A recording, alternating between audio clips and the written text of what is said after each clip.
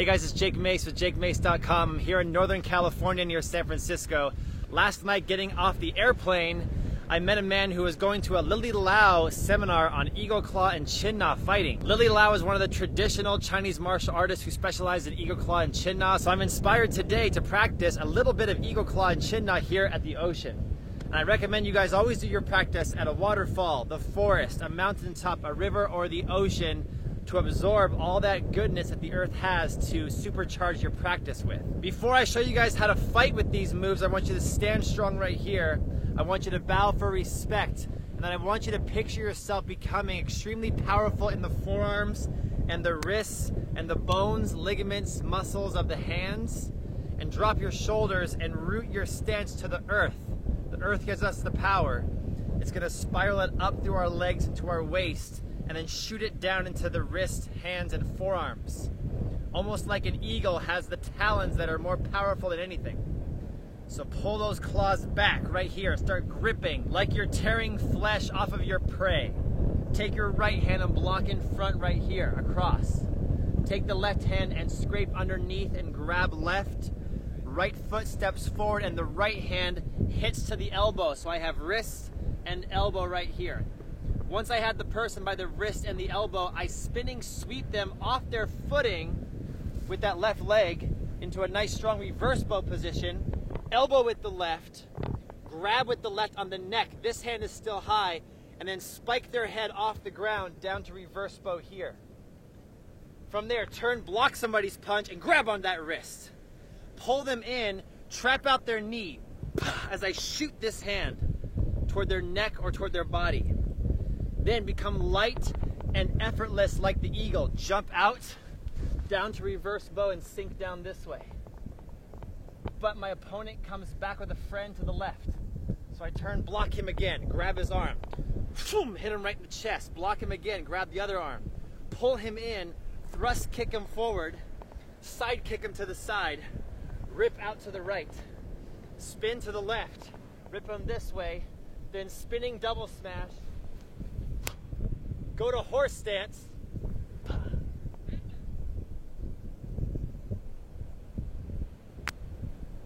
And we're gonna pause right there.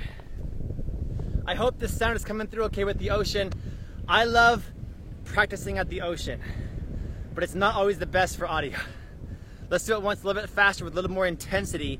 I want you guys to focus on doing your Kata or your Taolu ferociously, as if your life depends on it once you've learned it. Then translate all that Kata or Taolu practice into the fight with a partner who I have in 3 minutes from now. Let's do it once, a little faster together.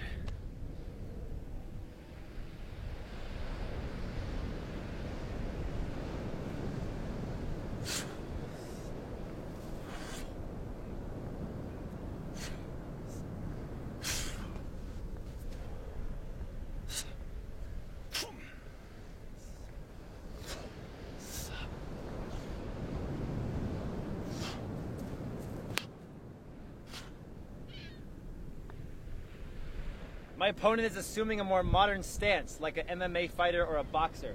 That left side's forward, which means he's right-handed. His left hand's gonna come for that jab right to my face, try to jab me, set me up, or knock me out. I'm gonna start with my block in, right here, across this way, and use the large part of my body of the forearm.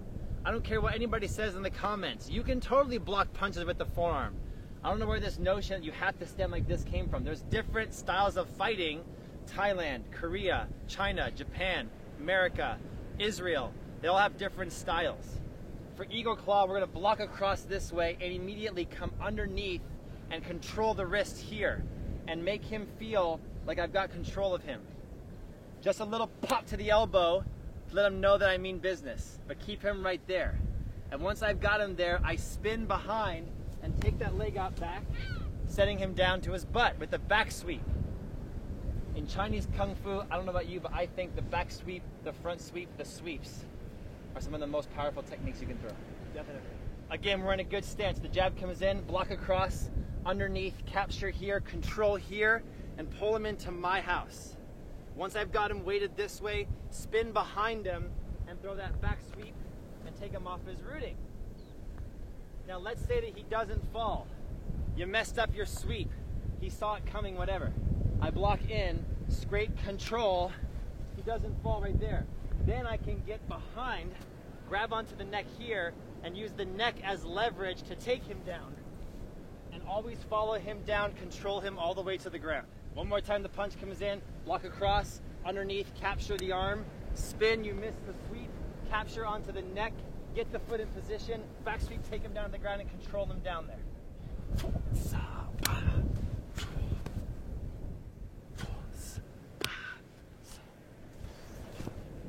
Anything that goes toward his dantian is power for him. Anything coming toward my dantian is power for me. So when his straight right comes in, my first eagle claw block comes out, snatches his wrist and pulls him toward my dantian. But he's got a second hand. It goes for the knockout. Conor McGregor style, that left hook that comes in there. Block that one with the forearm, lock that one in. I can throw the knee up to the chest or the thrust kick and create some separation. If there's multiple attackers, I can have both punches grabbed.